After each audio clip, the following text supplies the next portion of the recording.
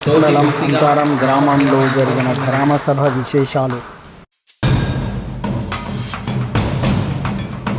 అయితే గ్రామ సభలో విశేషంగా తమ గ్రామానికి చెందిన యువకుడికి కేంద్ర ప్రభుత్వ ఉద్యోగం రావడంతో ఎంతో హర్షోల్లాసంగా ఆ యువకుడిని పిలిచి మరి కేక్ కట్ చేయించి సన్మానించి మరి పెద్దలు, నాయకులు, అధికారులు అందరూ, గ్రామ పెద్దలందరూ ఆశీర్వదించడం జరిగింది.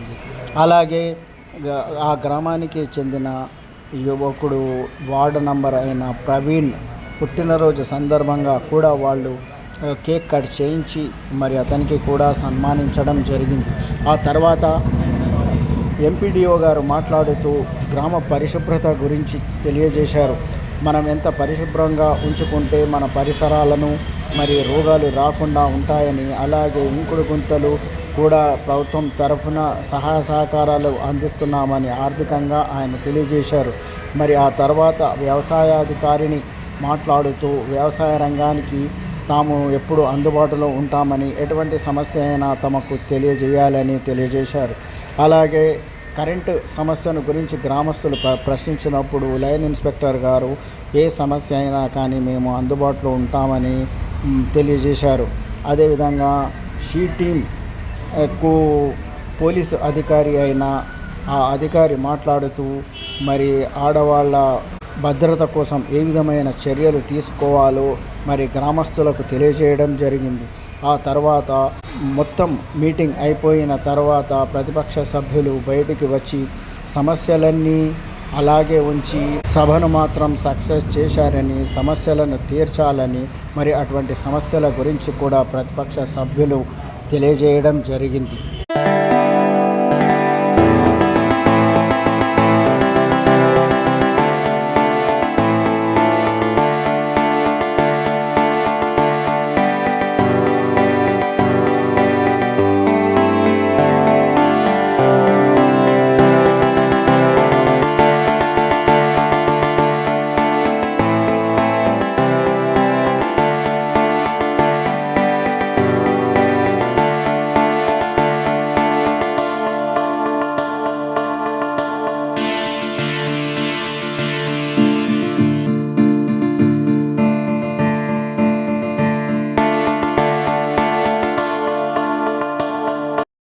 కాబట్టి ఇక్కడ వారి మాటల్లో గ్రామ పంచాయతీలో 9 మంది సిబ్బంది ఉన్నారు, మరి వారి విధులు వారు చక్కగా నిర్వహిస్తున్నారు అనేటువంటి అంశాన్ని తెలియజేసింది. కాబట్టి వారికి ధన్యవాదాలు.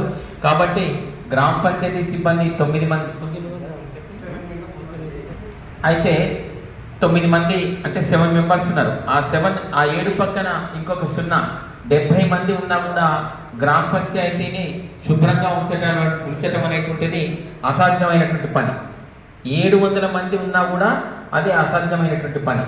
మన ఇంట్లో ఒక తల్లి సాధారణంగా గ్రామాలలో ఒక 3 గదుల కంటే ఎక్కువ ఉండవు. 3, 4 మ్యాక్సిమం అంటే 5 గదులు, లేదు కుటుంబ సభ్యుల విషయానికి వచ్చినట్లయితే ఒక మ్యాక్సిమం 5, 6 మంది కంటే ఎక్కువ ఉంటుంది. ఇప్పుడు అన్ని కూడా న్యూక్లియస్ కుటుంబాలు, చిన్న చిన్న కుటుంబాలు, జాయింట్ ఫ్యామిలీస్ అనేటువంటివి మొత్తం కూడా లేదు. ఇప్పుడు అన్నీ తల్లి, తండ్రి, కొడుకు, బిడ్డ, ఇంతే 4 ఉంటే ఇంకో ప్లస్ 2, 6.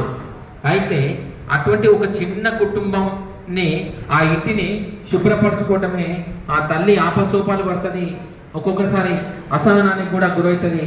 ఒక్కొక్కసారి చికాకులేసి కుటుంబ సభ్యుల మీద కూడా అసహనాన్ని, కోపాన్ని ప్రదర్శించేటటువంటి సంఘటనలు తల్లులందరికీ తెలుసు. కరెక్టా కాదమ్మా? కరెక్టా కాదు? ఉన్న 4 గదులను మీరు శుభ్రం చేసుకోవాలంటే మీతో సాధ్యమవుతుందా?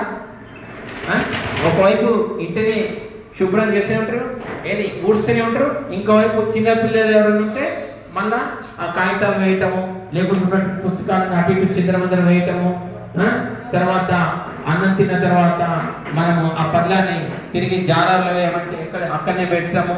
అంటే ఆ సందర్భంలో ఏమొస్తుందంటే నేను ఒక్కదాన్ని చేయాలా, నా రెక్కలని పోతున్నాయి, నా రెక్కలని మీకే అయిపోతున్నాయి అనేటువంటి సందర్భాలు ప్రతి ఇంట్లో కనీసం వారంలో 1-2 సార్లు అయితే కంపల్సరీ ఉంటుంది. ఎంపీడీఓ సార్ గారికి, ఎందుకంటే మన సెక్రటరీ వాళ్ళ ఫ్యామిలీ ఇష్యూస్ వల్ల ఈరోజు గైరాజర్ వల్ల సార్ నిర్వహించడం జరిగింది. సార్కి ప్రత్యేకమైన ధన్యవాదాలు. అయితే మనం ఈ వర్షాకాలంలో పరిశుభ్రంగా ఉండాలి అని చెప్పేసి సూచించడానికి ఈ యొక్క కార్యక్రమం. ఫస్ట్ ఏంటంటే వాటర్ ప్రాబ్లం. మనం వాటర్ ప్రాబ్లం అయిందా అని చెప్పేసి సోర్సైజ్ చేయడం వల్ల దోమలు, దానివల్ల క్రిములు, కీటకాలు తయారైతాయి. ఏమవుతుందంటే టైఫాయిడ్, మలేరియా, డెంగ్యూ ఇటువంటి జ్వరాలకు మళ్ళీ అలాగే అనారోగ్యాలకు దారితీస్తుంది. కాబట్టి వాటర్ ఎక్కువ రోజులు నిల్వ చేసుకోవద్దని చెప్పడం జరిగింది. అలాగే దీనివల్ల ఏమవుతుందంటే మన పక్కల మురుగు కాలువలు కూడా శుభ్రంగా పెట్టుకోవాలి. ఎందుకు శుభ్రంగా పెట్టుకోవాలంటే దోమలు ఎక్కువ వ్యాపించకుండా, వాటి వల్ల కూడా టైఫాయిడ్, మలేరియా ఇటువంటి జ్వరాలు రావడానికి ఆస్కారం ఉంటుంది. కాబట్టి ఇదే కాకుండా ఈ యొక్క వర్షాకాలంలో ప్రతి ఇంటికి ఒక చెట్టు నాటుకోవాలని గవర్నమెంట్ సూచిస్తుంది. అలాగే మన నర్సరీ నుంచి కూడా ఒక్కొక్క చెట్టు కూడా ఇస్తుంది. వీలైతే మన ఇళ్ళ కాడ చెట్టు పెట్టడానికి ప్లేస్ ఉంటే చెట్లు పెట్టుకోవచ్చు. దానికి నర్సరీ నుంచి కూడా ఒక్కొక్క చెట్టు ఇవ్వడం జరుగుతుంది. కాబట్టి ఈరోజు మనం పచ్చదనం, పరిశుభ్రత, మనం ఆరోగ్యం ఎట్లా కాపాడుకోవాలనే ఈ టాపిక్ పైన గ్రామ సభ నిర్వహించడం జరిగింది. అలాగే అయితే మేము కూడా ఈ గ్రామ అధికారుల ప్యానల్లో ఉన్న మేము ఈ శుభ్రం చేయడానికి అనేక రకాలుగా సహకరిస్తాం. మా దగ్గర ఒక 9 మంది ఎంప్లాయీస్ ఉన్నారు. వాళ్ళు మురుగు కాలువలు సాఫ్ చేయడం కానీ, లేకుంటే వాటర్ కూడా రోజు వస్తుంది. మనకు ప్రాబ్లం లేదు. ఈ మన మండల్లో వాటర్ కొదవలేని గ్రామం ఏదైనా ఉందా అంటే ఆధారం ఒకటే. ఎవరైతే వర్కర్స్ ఉంటారో వాళ్ళు ఎప్పుడు అవైలబిలిటీగా ఉంటారు. కాబట్టి ఈ విషయంలో మేము ఎప్పుడు మీకు అవైలబుల్గా ఉంటాము. ఏదైనా ఇబ్బంది ఉంటే మమ్మల్ని కానీ, ఉప సర్పంచ్ కానీ, సర్పంచ్ గారిని కానీ, లేకపోతే సెక్రటరీ ఎవరినైనా సంప్రదిస్తే మీ ప్రాబ్లం సాల్వ్ చేయడం జరుగుతుంది. వచ్చి వారం రోజులు అవుతుంది. ఇవాళ ఇక్కడ మనం ముఖ్యంగా మీటింగ్ జరుపుకున్న ముఖ్య ఉద్దేశం ఏంటంటే ప్రజాపాలన ప్రగతి వేదిక అనే దాంట్లో చివరి మీటింగ్స్ ఇవి. పర్యావరణం అనే అంశం పైన, అంటే మనం మన ప్రకృతిని ఎట్లా కాపాడుకోవాలి. ఒకవేళ ఏదైనా తేడా జరిగితే, ఎక్కువ వర్షాలు వచ్చినా తక్కువ వర్షాలు వచ్చినా ప్రకృతి వల్లనే జరుగుతుంది. అంటే మనం మన పద్ధతుల్ని ఎంపీడీఓ సార్ చెప్పినట్లు మనం ఇచ్చేదాన్ని బట్టి మనం మన పద్ధతుల్ని సరిగా పాటించినట్లయితే ప్రకృతి కూడా మనకు అన్ని సరిగ్గా చేస్తూ ఉంటుంది. లేదు మనం చెట్లు పెట్టట్లేదు, పరిశుభ్రత పాటించట్లేదు, వాటర్ సేవ్ చేయట్లేదు అంటే మనం కూడా వాటి కోసం ఖచ్చితంగా ఒకరోజు తిప్పలు పడాల్సిన పరిస్థితి వస్తుంది.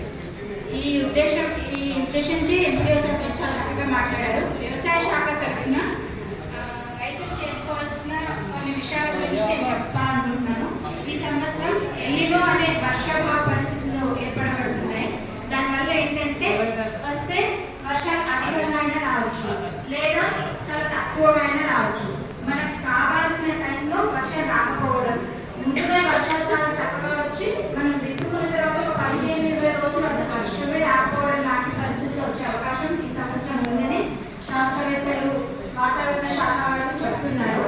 అందుకోసం అని చెప్పేసి ఎక్కువ నీటిని కోరే పంటలైన వరి, మొక్కజొన్న లాంటి పంటల్ని వేసుకోకుండా ఆరుతడి పంటలైనటువంటి కంది, పత్తి వంటి పంటలకి, నూనె గింజల సాగుకి రైతులు మొగ్గు చూపాలని చెప్పేసి నేను ఈ వేదిక మీకు తెలియజేస్తున్నాను. మాకు సొంతంగా బోర్లు ఉన్నాయి, ఎట్లాంటి పరిస్థితి వచ్చినా మాకు ఏ ఇబ్బంది లేదు అనే వాళ్ళు వెళ్ళండి.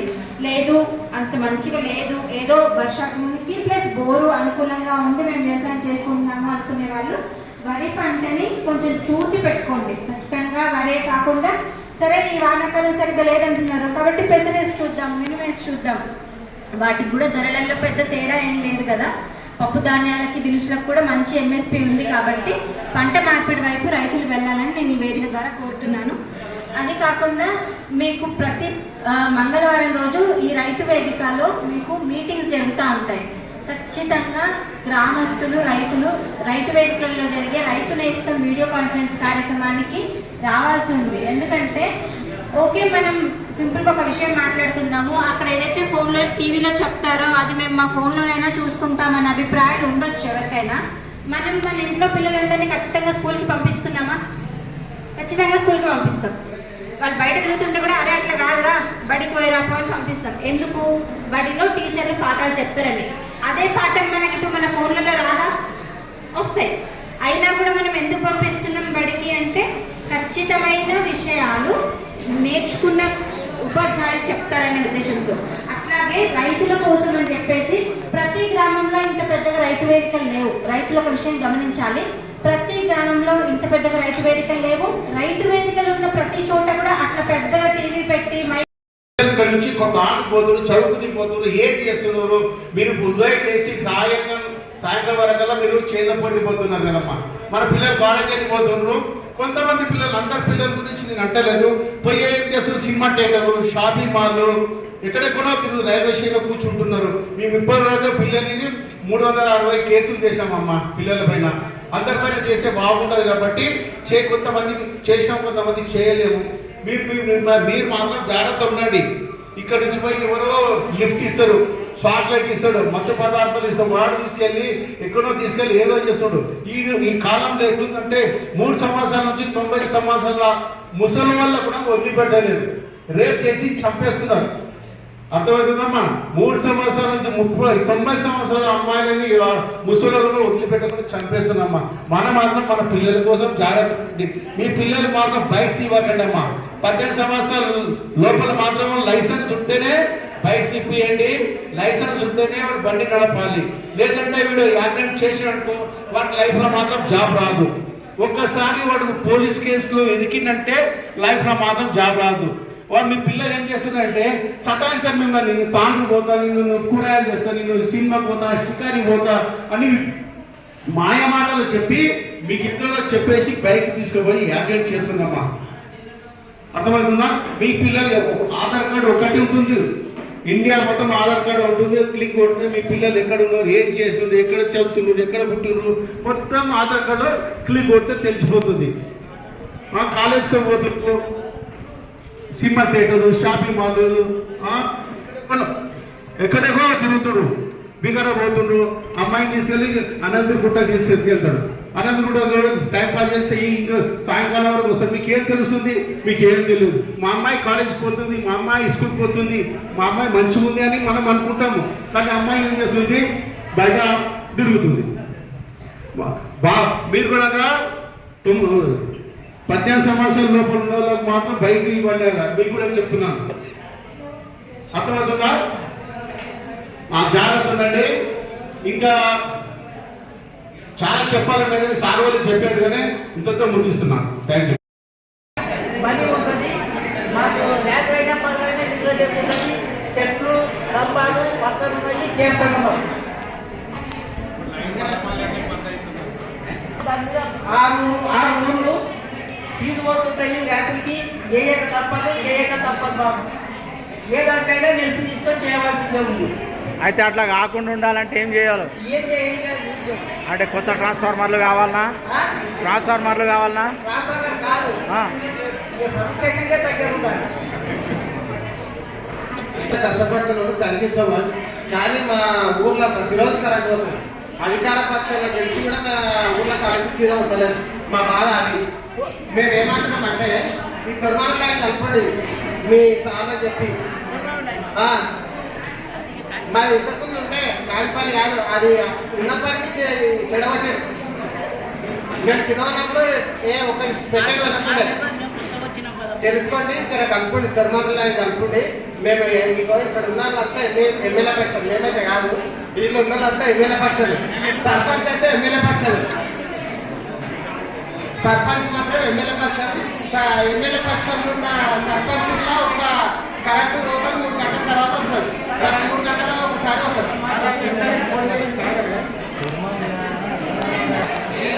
మా ఏరియాకి చెప్పి చెప్తాం బాబు. ఆగు. అయితే ఆగు, ముందు గాలి వస్తుంది, మాకు అర్థమైపోతుంది. ఇప్పుడు కరెంటు పోతుంది, ఆ తర్వాత వర్షం వస్తుంది అని. చిన్న గాలికే కరెంటు పోతుంది. మళ్ళీ ఈ ఇబ్బందిని తొలగించాలి. ఏమంటున్నా? చెప్పి చేపియాలి. ఇంకోటి ఏంటంటే మా ఊళ్ళో కొన్ని సమస్యలు ఉన్నాయి. అందరికీ నమస్తే. నేను మీ విజేందర్, ప్రవీణ్ కుమార్, విలాస్ రెడ్డి, సంజు. ఏమిటి సమస్యలు ఏంది అసలు మీ సంగతి ఏంటి? అన్న మేము అంతారం గ్రామస్తులము, గ్రామ వార్డు మెంబర్లను. ఈరోజు 10వ తారీఖు జూను. అయితే మా రైతు వేదికలో మా గ్రామంలో గ్రామసభ జరిగింది. కానీ గ్రామ సమస్యలన్నీ గాలి వదిలేసి గ్రామ సభను విజయవంతంగా ముగించుకున్నాం. అందుకోసం మీ ముందుకు వచ్చినాం. అంటే సమస్యలు వదిలేసి విజయవంతంగా ముగించారా? మళ్ళీ సమస్యలు ఏమన్నాయో మీరు చెప్పలేరా? మీరు ప్రతిపక్షంలో ఉన్నారు కదా, మళ్ళీ మీరు ఎందుకు ప్రశ్నించలేదు? ప్రశ్నిస్తున్నాము, ప్రశ్నించడానికి వచ్చినాం మేము. రీసెంట్ గా వాన అయితే వర్షం అయితే పడే కదా, వర్షం పడ్డప్పుడు ఎన్ని మోటార్లు జమ అయినా చూడండి. ఇక్కడ పెద్దమ్మరికి మనకి ఇక్కడ పైకెళ్ళి వస్తుంటే 200 ఎకరాలకి పైకెళ్ళి వస్తుంటుంది వాటర్. అక్కడ ఎంత జమ చూడండి. ఇప్పుడు పోయి అదొకటి చాలా ఉన్నాయి. పెంట కుప్పల గురించి మాట్లాడాలి, మోటార్ గురించి మాట్లాడాలి, విద్యుత్ గురించి మాట్లాడాలి. సరే, పెంట గుంతల సంగతి ఏంటి? ఇవన్నీ చేయాలి, క్లీన్ చేయాలనా? ఈయన ఏమంటుందంటే ఇండ్లు ఇట్లుంటాయి, పెంట గుంతలు పక్కన ఉంటాయి. ఈ రోజు టాపిక్ ఏంటంటే పరిశుభ్రంగా ఉండాలి మన పర్యావరణం అని చెప్పేసి ఇక్కడ పెంట గుంతలు, ఇక్కడ పిచికారి ఎట్లా చేస్తాం, పెంట గుంతలు ఎక్కడ చేస్తాం అంటే రెండు మనమే. ఇక్కడ పెంట చేస్తాము, ఇక్కడ పిచికారి చేసేది మనమే, రెండు మన భాగమే. అయితే ఇందిరమ్మ ఇండ్లు కూడా ఆడనే కడుతుర్రా పెంట గుంతల పక్కనే? పెంట గుంతల మీదనే కడుతున్నారు. సరే, అయితే దానికి మీరేం పరిష్కారం చెప్తున్నారు? మేమేమంటున్నామంటే వీటిని తీసి వేరే జాగాలు వేసుకోండి. అక్కడ ఉన్న ప్రజలకు ఈ రోజు గ్రామ సభకు అర్థం ఉంటుంది. అయితే వాళ్ళకి అవగాహన ఎవరు కల్పియాలి? ఆ పెంట గుంతల వాళ్ళకి అవగాహన అధికారులు, ఈ ఊరు గ్రామ అధికారి గాని, గ్రామ సర్పంచ్ గాని, గ్రామ ఉప సర్పంచ్ గాని, మేము గాని. చలో, ఇది ఇంకా వేరే సమస్య. ఇంకేం సమస్యలు అంటే వాటర్ సమస్య ఉంది. వాటర్ ఏంటంటే లీకేజీలు, ప్రతి ఏరియాలో లీకేజీలు ఉన్నాయి, సరిగా వస్తలేదు. ఇంకోటి ఏంటంటే కరెంటు పూటకు గడికి ఒకసారి వస్తుంది. కానీ మా ఊర్లో మాత్రం కాంగ్రెస్ సర్పంచ్ గారు గెలిచారు. అయితే లైన్ మ్యాన్ ఏమన్నాడు? లైన్ ఇన్స్పెక్టర్ ఏమన్నాడు? మేము రాత్రి పగలు చాలా కష్టపడతాం కానీ కరెంట్ పోతుంది అని చెప్పింది. సరే, ఇంకా ఏమి? వర్షాకాలంలో నీళ్ళ ట్యాంకర్ ఉంది, ట్యాంక్ ఉంది మన దగ్గర. వర్షాకాలంలో వారానికి నెలలో 3 సార్లు శుభ్రం చేయాలి. పాకరా బట్టి రోజుకు 3 సార్లు, నెలలో 3 సార్లు చేయాలి. నెలలో 3 సార్లు శుభ్రం చేయాలి. ఆ శుభ్రం కూడా లేదు. దాంతో పాకర వస్తుంది నీళ్ళు. పాకర తాగే వాళ్ళకు కూడా నీళ్ళు కూడా తాగట్లేదు. అది కూడా చాలా ప్రాబ్లం ఉంది. ఇంకోటి అక్కడ టాస్వరం రోడ్లో ఉంది. అక్కడ అది ఇంతకుముందు మన వీడియోలో కూడా వేసినాము. ఆ రోడ్లో అది అట్టేదే ఉన్నది. అది రోడ్ వేసినాము, ఇప్పుడు బీటీ రోడ్ వేసినాము. ఎవరన్నా పోతే ఎవరికన్నా హానికరం జరిగితే దానికి ఎవరు బాధ్యత అంటే? సరే, అయితే వీటికి పరిష్కారం కావాలంటున్నారు. ఖచ్చితంగా పరిష్కారం కావాలి. పరిష్కారం చేస్తేనే ఈ రోజు గ్రామ సభకు అర్థం ఉంటుంది, లేకుంటే పరమార్థం అయిపోతుంది. లేకపోతే ఒక జాతీయ జెండా తీసుకొని కలెక్టర్ కు ముట్టిడి సోమవారం రోజు